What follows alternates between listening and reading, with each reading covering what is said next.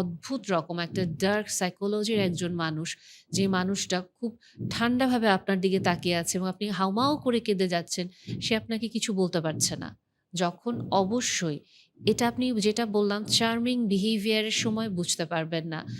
আস্তে, আস্তে যখন আপনি তার ক্লোজ ডোর পার্টনার হবেন, তখন আপনি বুঝতে পারবেন যে এই মানুষটা যে এরকম, এটা যদি আমি বাহিরের জগতে কখনো কাউকে বলি, এটা তো কেউ কোনোদিন বিশ্বাস করবে না।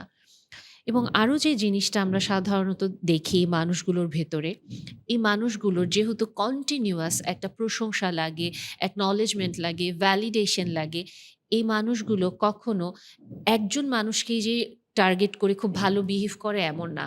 ওনারা একসাথে ২-৩ জনকে হুক করে।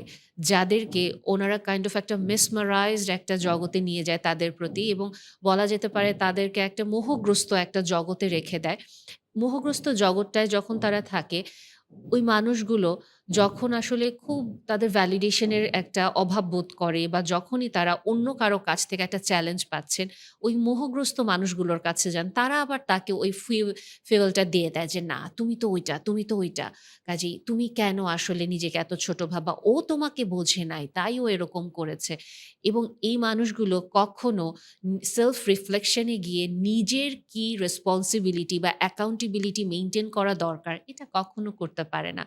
এবং অদ্ভুতভাবে এই মানুষগুলো খুব ম্যানিপুলেটিভ থাকে। কারণ ম্যানিপুলেটিভ না হলে সে তো অ্যাকচুয়ালি তার ওই মোহগ্রস্তের জগৎটা তৈরি করতে পারবে না অন্যদের প্রতি। সে তো কাউকে হুক করতে পারবে না। এবং তার নিজের লো সেলফ এস্টিম বা ইনসিকিউরিটিটা ঢাকার জন্য সে ধীরে, ধীরে আসলে এরকম একটা মানুষে রূপান্তর হয়ে যায়।